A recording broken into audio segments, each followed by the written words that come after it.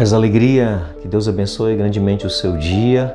Hoje nós vamos meditar sobre o chamado de Levi. Olha que bonito, que mensagem profunda nesse chamado desse novo discípulo de Jesus. Estamos acompanhando o itinerário de Jesus, chamando os discípulos, anunciando o reino de Deus, mostrando a imagem de Deus, mostrando características desse reino que vai sendo instaurado no mundo.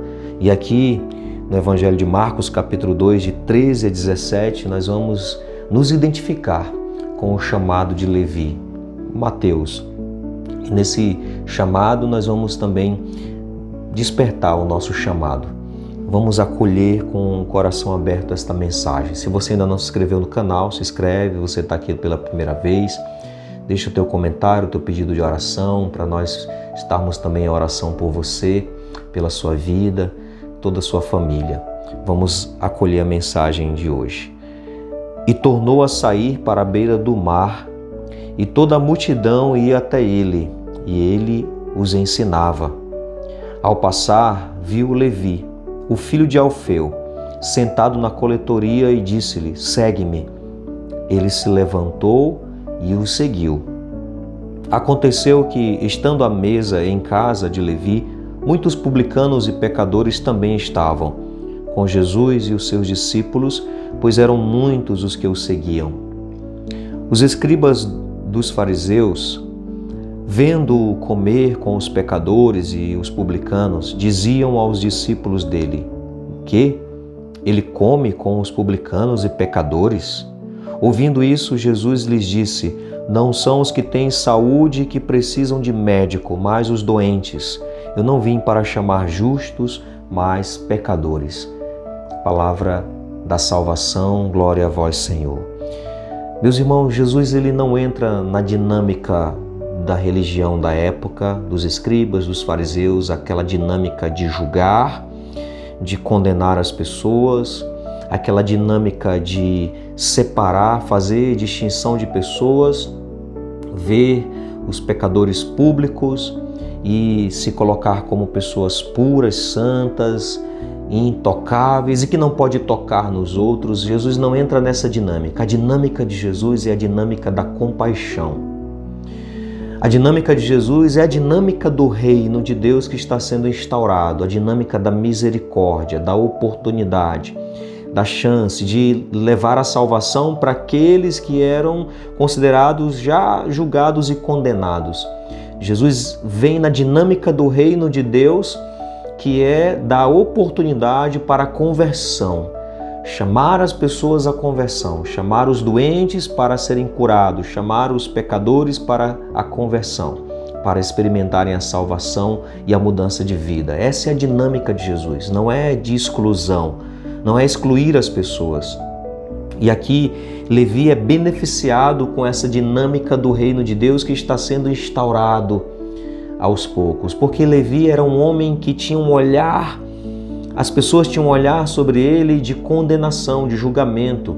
Era cobrador de imposto, cobrava imposto para os romanos. Era um judeu que trabalhava para os romanos e muitas vezes extorquia as pessoas, cobravam impostos, se beneficiavam com os lucros desses impostos. Pessoas que tinham enriquecimento ilícito, ou seja, eram pessoas muito mal vistas, julgadas, condenadas, eram colocadas na mesma classe das prostitutas, como pecadores públicos. Tinham olhares assim de julgamento e condenação. O olhar de Jesus é diferente.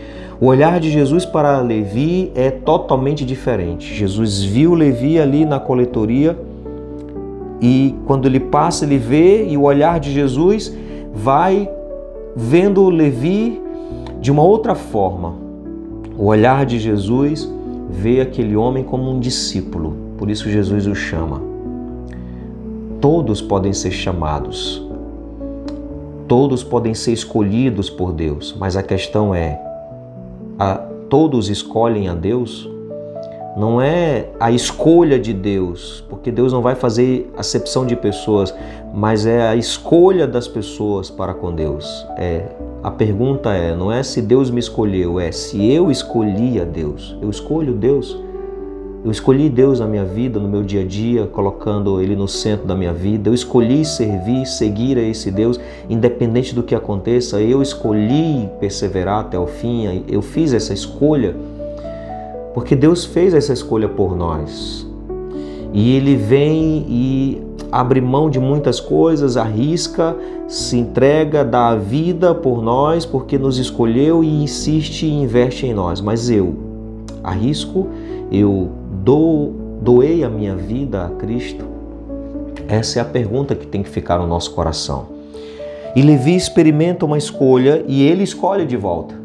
Ele também faz a opção, porque muitos dizem, alguns estudiosos dizem que Levi, ele já tinha no coração esse desejo de se tornar discípulo de um dos mestres. Batia na porta dos mestres de Israel, mas não era aceito pela sua condição. Não era aceito porque era um pecador público. Então não davam chance para os pecadores públicos, chance de se redimir. Então ele não foi aceito. E talvez já tinha perdido a esperança, e quando ele vê um mestre o chamando, por isso que Jesus vai dizer, não foram vocês que me escolheram, eu escolhi. Porque naquele contexto o discípulo escolhia o mestre. Caçava, procurava, eu quero esse aqui. Escolhia e começava a seguir aquele mestre. Jesus escolhe aqueles que talvez nenhum outro mestre em Israel escolheria. Jesus chama aquele que talvez nenhum outro chamaria. Olha que interessante isso, olha que maravilha a dinâmica de Jesus, a dinâmica da compaixão, da misericórdia, daquele que acredita, que aposta nas pessoas, que investe nas pessoas. Como Ele acredita em nós, como Ele aposta em nós, como Ele investe em nós, mesmo sendo tão pecadores. E Levi entendeu muito bem isso e prepara um banquete para o Senhor. Levi entendeu que ele foi chamado para a amizade com Jesus. O banquete é o lugar da amizade, da intimidade. Você não convida qualquer pessoa para um banquete. São os amigos, os mais íntimos.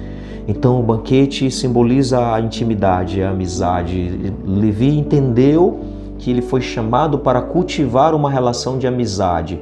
Antes de ser enviado para evangelizar o mundo, ele precisava cultivar essa amizade com o Mestre, cultivar essa intimidade com Jesus. E ele entendeu que esta salvação que chegou até ele poderia chegar a outros cobradores de impostos. Aquele que recebeu compaixão vai oferecer também compaixão, vai acreditar. Aquele que teve alguém que acreditou nele vai acreditar também nos outros. Haviam outros cobradores de impostos nesse jantar. Levi faz questão de acolher essas pessoas em sua casa, porque sabe que assim como ele foi acolhido por Jesus, essas pessoas também podem ser acolhidas por Jesus. Assim como ele experimentou aquela salvação, essas pessoas que também eram mal vistas, poderiam também experimentar a mesma salvação.